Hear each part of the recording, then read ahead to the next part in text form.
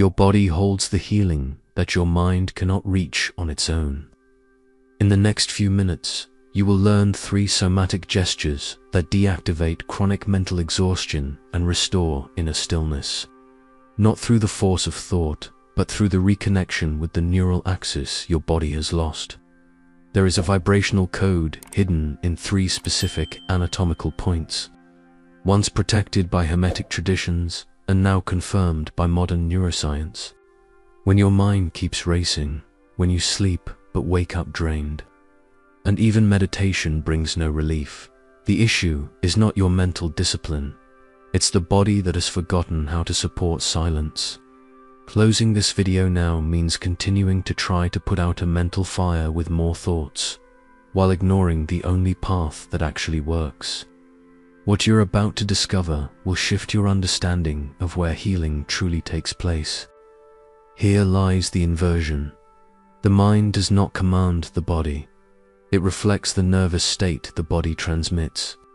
When the diaphragm contracts, the sternum loses vibration, and the base of the skull stores tension. Your nervous system perceives an invisible threat and keeps your thoughts racing as a survival strategy. What you call mental anxiety is, in truth, a body that has forgotten how to signal safety to the brain. Exhaustion that doesn't go away with rest is not a psychological failure. It is a neurophysiological disconnection. 3 specific anatomical points have lost their ability to communicate presence and integrity to the nervous system, trapping you in a loop of chronic vigilance. Restoring that communication doesn't require mental effort, but bodily language, touch, pressure, sound vibration, codes the vagus nerve understands without rational translation. In Hermetic traditions, the body was seen as a living temple where consciousness inhabits through specific gateways. The pineal heart perineum axis formed the central channel of vibrational command. What they called the bridge between worlds corresponds, in modern terms, to the vagus nerve, the conduit that mediates every state of safety or threat you experience. This nerve does not respond to rational arguments or mental promises. It responds solely to physical signals, to ritual touch on the sternum, to sound vibration passing through the diaphragm, to subtle movement releasing the base of the skull. The neuroscience of Stephen Porges revealed that the ventral vagus nerve, when activated, turns off the chronic vigilance mode and restores a state of calm presence. What the ancients sealed with sacred gestures, we now measure in laboratories, but the somatic technology remains unchanged. The diaphragm is the first gateway because it supports the foundation of your breath, and your breath is the primary language the nervous system understands. When contracted, caught between chronic tension and collapsed posture, it traps air in the upper chest and blocks the solar plexus, the center of personal power in Hermetic tradition. Each shallow breath sends this message to the brain.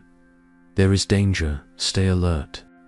The body responds by speeding up thoughts, tightening muscles, preparing to flee. To release this gateway, cross your palms over the center of your diaphragm, just below the sternum, where you feel a slight hollow between your ribs. Inhale deeply through your nose, letting your belly expand like a balloon slowly filling with air. As you exhale through your mouth, press your palms gently but steadily against your diaphragm while releasing a low, continuous sound. A prolonged "or," as if you were emptying your body from the inside out. The pressure should not be intense, just steady. What happens in this gesture is a convergence of mechanics and vibration. The manual pressure stimulates mechanoreceptors in the diaphragmatic fascia, sending signals to the ventral vagus nerve that passes through this area. The sound vibration amplifies the signal, creating an internal frequency that reorganizes the neural field and tells the brainstem there is no threat, the body is safe. Repeat this cycle 3 times, feeling the diaphragm soften with each exhale. The sensation that follows is anything but subtle. The abdomen begins to warm, as if something deep inside was slowly thawing. The breath starts to move downward naturally, without conscious effort, filling the space that had long been blocked. You realize you've been breathing only with the upper part of your chest for so long that you forgot how air is supposed to travel all the way down to the center of your body. This return is the first sign that your nervous system is beginning to exit the chronic vigilant state. The solar plexus, which hermeticists referred to as the inner sun, begins to pulse again.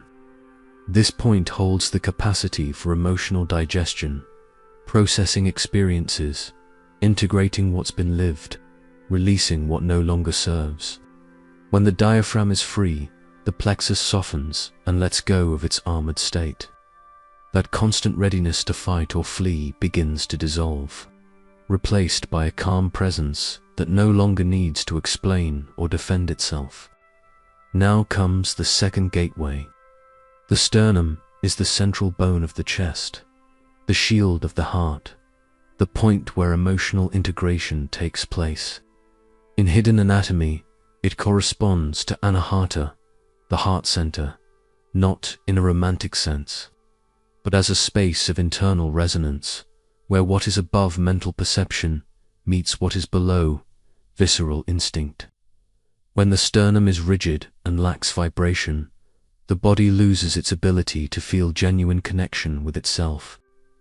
You wake up, function, go through the motions, but something at the center of your chest feels shut down, silent, like a bell that forgot how to ring. This inner silence is what sustains the sense of disconnection, the inability to trust the unseen, the experience of meditating without feeling truly present. The sternum must be awakened, not through visualization, but through direct, intentional, ritual touch. Place the middle fingers of both hands on the exact center of your sternum, where you can feel a slight hollow in line with your heart. Close your eyes. Apply gentle, steady pressure as you breathe naturally, without forcing the rhythm. Hold this pressure for 5 full breathing cycles.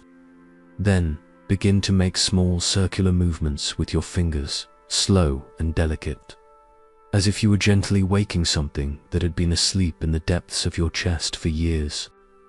The science behind this gesture reveals that the sternum contains mechanoreceptors connected to the cardiac plexus and the vagus nerve. When you touch this area with intention, you send direct signals to the parasympathetic nervous system, helping to regulate heart rate variability. The heart, previously beating in a heightened state, begins to slow down naturally. The breath follows, becoming deeper without any mental command. The warmth that arises in the center of the chest is not imagined. It is real vasodilation, blood flow returning to an area that had been tight and constricted. You feel the sternum soften beneath your fingers, as if the rigidity were melting away, layer by layer. Sometimes emotion arises, not a clear sadness or a defined joy, but a quiet release the body initiates when it is finally given permission to let go. This is the moment when the middle temple reopens. Internal resonance returns. You no longer just think you're present. You feel presence as a physical vibration in the center of your chest. When the sternum is active, meditation is no longer a mental effort. It becomes a full body listening. You don't try to calm the mind. You allow the body to quiet it from within. Now, the third gateway, the base of the skull.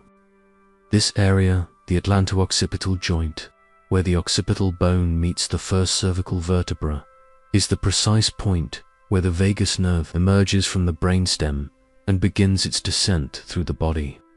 When tension builds up here, it compresses the nerve and blocks the two-way communication between brain and organs. In Hermetic traditions, this region was called the Serpent's Gate, the place where instinctive knowledge rises to meet conscious perception. When this passage is closed, The mind becomes isolated, cut off from the somatic wisdom that could calm it. Thought speeds up because the brain is not receiving the safety signals the body is meant to send. To reopen this gateway, sit with your spine upright and your shoulders relaxed. Slowly tilt your head forward, as if bringing your chin toward your chest, but without forcing it, just until you feel a gentle stretch in the back of your neck. Hold for 3 deep breaths. Return to center just as slowly. Then, gently tilt your head back, stretching the front of your neck, and hold for another 3 breaths. Return to center. Repeat this tilting movement 5 times, moving with extreme slowness and full awareness. What you are doing is massaging the atlanto-occipital joint, releasing microscopic compressions that keep the vagus nerve under constant pressure. With each tilt, you reopen the flow of information by tiny increments.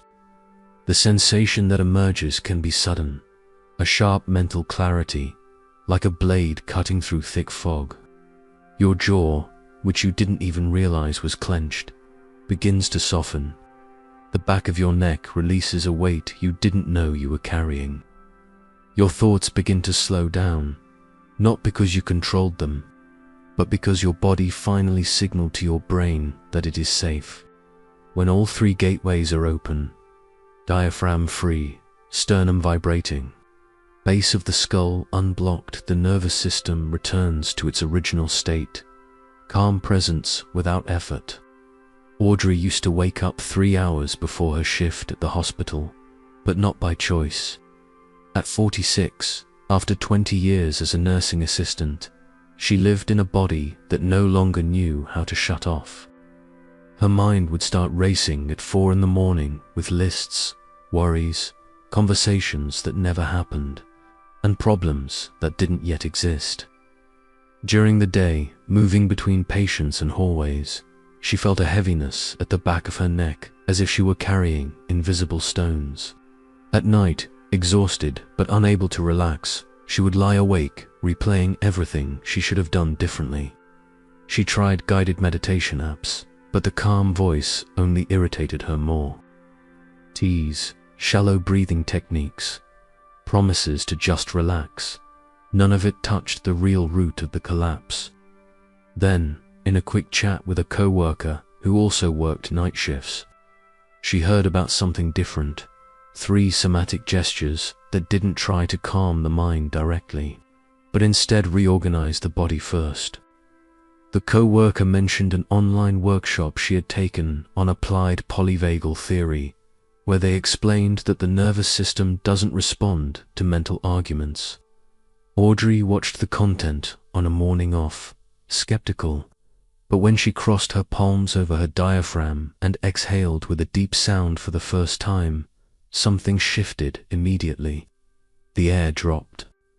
Not as a visualization or intention, it physically descended, filling an abdomen that had been tense for so long. She no longer knew what it felt like to truly breathe deeply. She repeated the gestures daily before her shift. Diaphragm, sternum, base of the skull. Within 10 days, she began to notice real, traceable changes. Her jaw, which would lock so tightly at night that she woke up with pain in her temples, started to soften. Her breath, once trapped at the top of her chest, began to drop naturally throughout the day, without any conscious command. The racing thoughts that woke her at 4 in the morning didn't disappear overnight, but started to come with pauses, short silences where she simply existed without needing to solve anything. At the hospital, co-workers began to comment that she seemed more grounded, less defensive. Audrey wasn't just less anxious, she was re-anchored in a body that once again knew how to hold her presence. This return to the body's axis was not a metaphor, it was measurable. Breath reaching the abdomen, steady warmth at the center of her chest, and a neck that no longer collected invisible weight by the end of the day. Now, when her mind begins to speed up, Audrey doesn't try to control it mentally.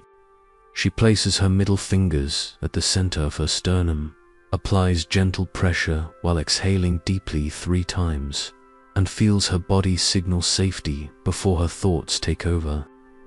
That gesture has become her return point, 30 seconds that interrupt the cycle of chronic vigilance.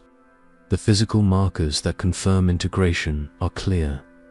When the diaphragm is free, the breath flows downward without effort. When the sternum vibrates, the chest warms and presence returns. When the base of the skull is released, mental clarity naturally emerges. The anchoring gesture for this state is simple.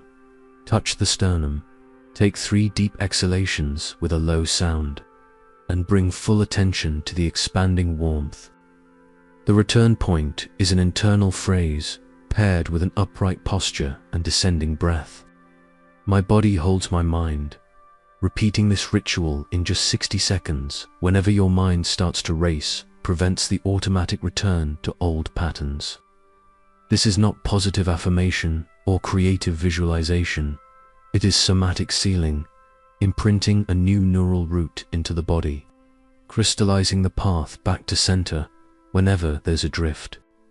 What changed in Audrey's story now belongs to her nervous system as muscle memory, as a code embedded in the fascia, and you have just received the same access key that reorganized her internal biology. What you've just learned is not a relaxation technique.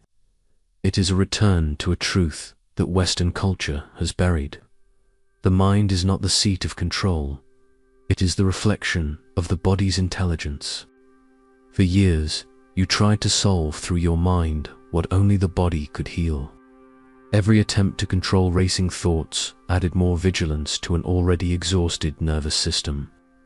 The way back was always in somatic reconnection, the silent language the vagus nerve understands without rational translation. When the diaphragm releases, the sternum vibrates again, and the base of the skull becomes unblocked. You are not simply relieving symptoms. You are restoring the vertical axis where consciousness resides, the bridge between the instinct that pulses in your belly and the perception that illuminates the crown of your head. This axis is the sacred architecture, God inscribed in the human body, the living temple where spirit and matter are no longer opposites, but expressions of the same presence. The philosopher Baruch Spinoza wrote that mind and body are not separate substances, but parallel modes of the same reality, 2 languages describing the same truth. When you touch the sternum with ritual intention, when you release the diaphragm with sound vibration, you are not manipulating dead matter. You are speaking to the intelligence that precedes thought, the embodied knowing your body has held since before you learned to name things with words. Healing did not occur when you understood the concept. It happened when you allowed the body to speak first, to signal safety before the mind tried to explain it. God did not create the body as a prison for the soul. He created the body as the only instrument through which the soul can touch the visible world. Ignoring the body is ignoring the channel through which consciousness expresses itself. To heal the body is to recognize that you were never just a trapped mind. You have always been an embodied presence. The stillness you've been searching for was never hidden in forced mental silence or rigid control of thought. It was waiting in the body you've now learned to listen to again, in the diaphragm that breathes once more, in the sternum that vibrates again, and in the base of the skull that now transmits clarity. When the body holds silence, the mind no longer has to chase it. If this video resonated with you, leave a like, subscribe to the channel, and turn on notifications to continue this journey of reconnection with your body. If you wish to support the mission of Transcend and help bring this wisdom to more people who need to rediscover the lost axis between body and mind, consider becoming a channel member. Your contribution keeps this transmission of knowledge alive, uniting science with hermetic tradition. Now, I want to hear from you. How did you feel the opening of these 3 gateways in your body? Share your experience in the comments with this phrase: I use my body to heal my mind. This affirmation seals your presence on the path of somatic healing. Send this video to someone who needs to discover that stillness isn't something you think, it's something you feel. And don't stop here. Click on the screen and dive into another transformative video from the channel. Each activated portal brings you closer to the presence you were born to embody. Remember, when the body once again holds silence, the mind stops being a prison and becomes a passage.